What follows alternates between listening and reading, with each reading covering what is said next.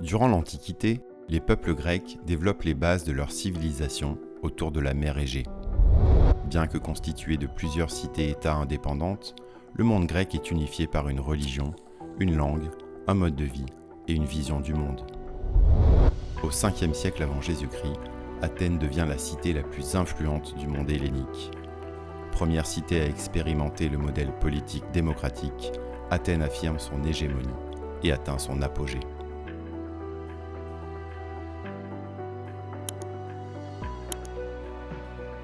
L'identité des Athéniens se construit autour de mythes fondateurs, tels que la création de la cité par la déesse Athéna, ou bien les aventures du roi Thésée, artisan légendaire de l'unification du territoire de l'Attique. Au-delà des récits mythologiques, l'archéologie révèle que, depuis la préhistoire, des groupes humains habitent autour d'un grand plateau rocheux que l'on nomme l'Acropole.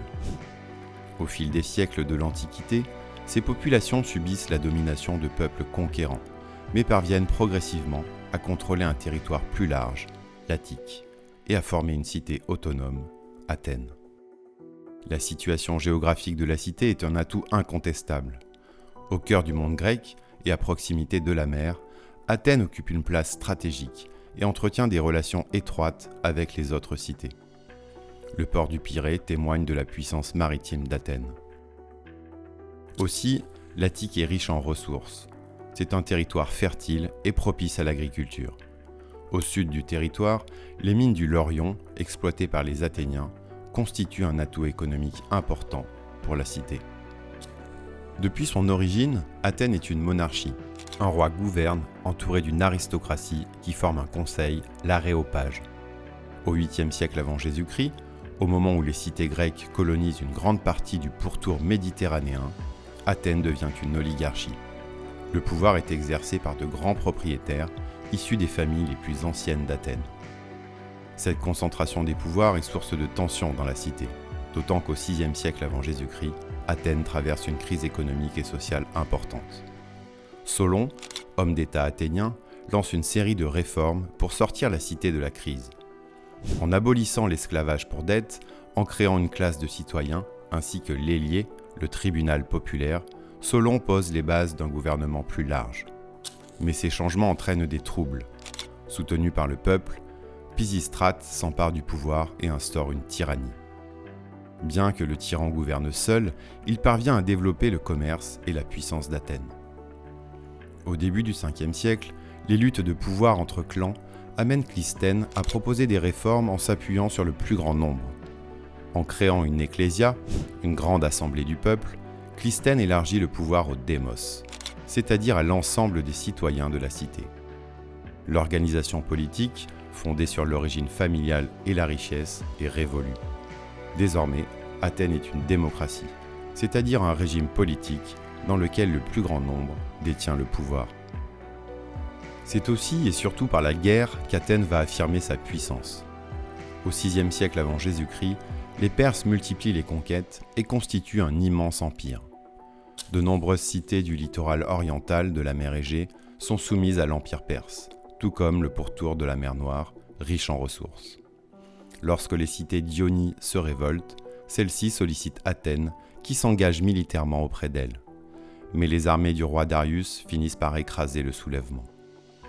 Les Perses sont alors convaincus de la nécessité de contrôler l'autre rive de la mer Égée et entreprennent une expansion vers l'ouest. C'est ainsi que commencent les guerres médiques. Racontées par Hérodote dans ses enquêtes, qu'il nomme Historia, les guerres médiques représentent un tournant dans la géopolitique du monde grec. En moins 490, l'armée de Darius débarque dans les plaines de Marathon avec plusieurs milliers d'hommes.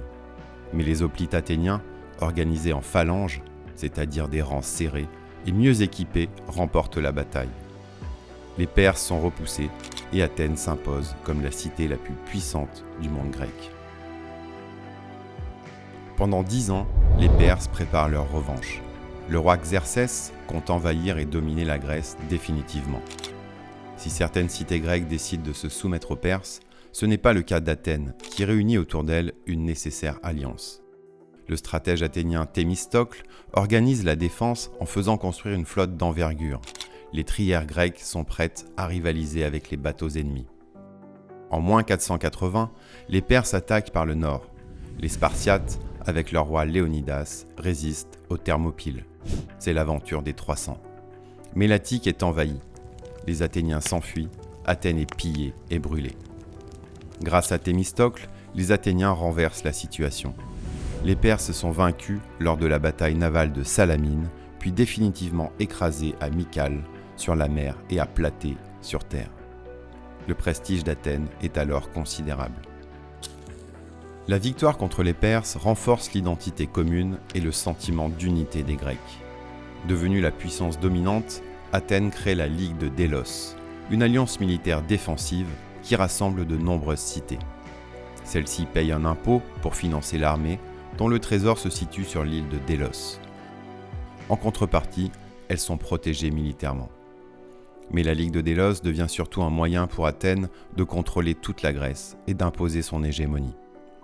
Sur la mer Égée, tout au long du 5e siècle, Athènes devient un véritable empire thalassocratique qui domine militairement, économiquement et exerce une influence culturelle et politique sur l'ensemble du monde grec.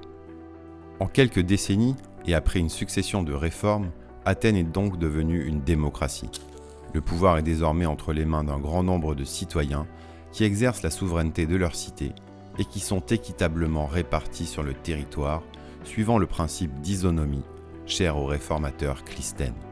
Les citoyens athéniens sont environ 40 000 et représentent entre 10 et 15% de la population de l'Attique. Ce sont exclusivement les hommes libres, d'origine citoyenne par leurs parents, et qui sont recensés dans leur dème à l'âge de 18 ans. Chaque citoyen reçoit une formation militaire et intellectuelle de 2 ans, nommée l'éphébie. Les éphèbes y apprennent à se battre pour défendre leur cité en cas de guerre. Ils y apprennent également la rhétorique, la grammaire ou encore l'art déclamatoire, afin de devenir un citoyen exemplaire. Chaque citoyen dispose ainsi de droits politiques et juridiques, comme celui de la propriété foncière, qui s'assortissent d'un devoir militaire. Lorsque la cité entre en conflit, les citoyens soldats s'engagent en tant que rameurs, hoplites ou cavaliers, en fonction de leurs moyens. Ainsi, les femmes ne font pas partie de la communauté politique. Elles sont souvent à l'écart du monde masculin, s'occupent de l'éducation des enfants et participent publiquement à la vie religieuse. Les esclaves sont nombreux à Athènes et constituent une force de travail que se procurent les citoyens. Rares sont les familles athéniennes qui ne possèdent pas d'esclaves.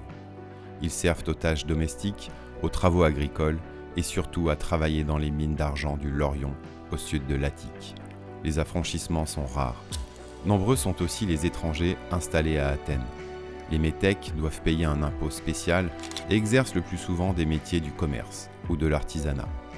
Tout comme les enfants, les femmes et les esclaves, ils ne font pas partie de la communauté politique, le démos.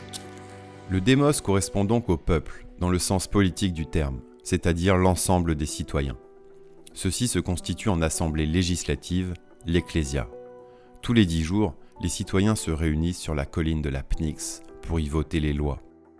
C'est aussi l'ecclésia qui vote le budget, décide de la guerre, choisit les magistrats et prononce l'ostracisme, une mesure exceptionnelle d'exclusion de la cité. Le démos, réuni en plus ou moins grand nombre, vote le plus souvent à main levée, après avoir écouté les propositions de citoyens dont la clepsydre mesure le temps de parole. Aussi, l'agora constitue le cœur bouillant de la cité. Cette grande place publique, traversée par la voie sacrée, est un lieu d'échange, mais aussi un centre de commerce entouré de plusieurs temples. Les citoyens s'y rencontrent quotidiennement. 2 autres assemblées siègent sur l'agora. 500 citoyens, tirés au sort chaque année, forment la Boulée, le conseil du peuple, chargé d'organiser la vie démocratique de la cité. L'Héliée, tribunal du peuple, regroupe 6000 citoyens, choisis dans les mêmes conditions, chargés de rendre la justice. Ils détiennent le pouvoir judiciaire. Dans la démocratie athénienne, les fonctions exécutives sont exercées par des magistrats élus par l'ecclésia pour 1 an ou parfois tirés au sort. Ces citoyens assurent leur mission à plusieurs afin de limiter les risques de pouvoir personnel. Police, justice, finances, commerce, vie religieuse et culturelle, les magistrats sont nombreux à gérer les affaires de la cité. D'abord uniquement concernés par le domaine militaire, les stratèges deviennent des personnages très influents qui occupent une place centrale à Athènes.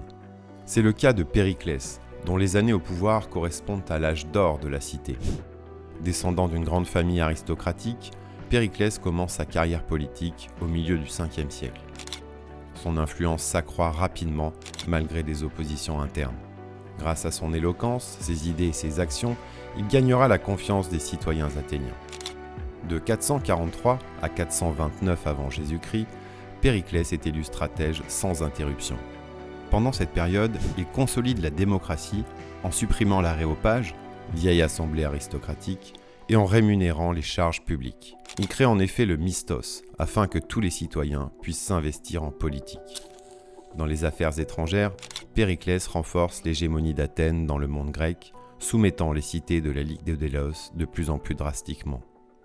Athènes colonise des territoires, accapare les richesses et envoie des troupes réprimer les révoltes qui surviennent périodiquement.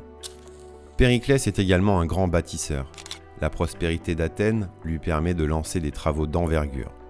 De grandes fortifications sont construites autour de la cité. Aussi, l'acropole connaît des transformations majeures, marquant l'apogée de l'architecture grecque. Plusieurs édifices y sont construits, dont le plus emblématique, le Parthénon. Ce grand temple, dédié à la déesse protectrice de la cité, abrite une immense statue en or d'Athéna, réalisée par le sculpteur Phidias, ainsi que la salle du trésor athénien. Lieu central des processions religieuses, le Parthénon symbolise aussi la démocratie ainsi que la puissance d'Athènes. À Athènes, la vie religieuse est intimement liée à la vie politique. Le polythéisme grec n'est pas une religion du salut individuel, mais une religion civique. L'ordre de la cité est en jeu. Tous les espaces publics sont marqués par la présence de temples.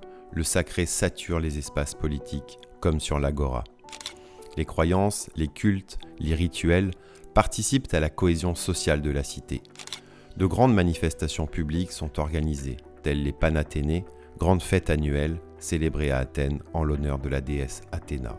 Offrandes, sacrifices d'animaux, compétitions sportives, musicales et poétiques, et grandes processions à l'acropole, ces événements illustrent la dévotion des Athéniens et renforcent leur identité collective. Au 5e siècle avant Jésus-Christ, le théâtre athénien atteint son apogée.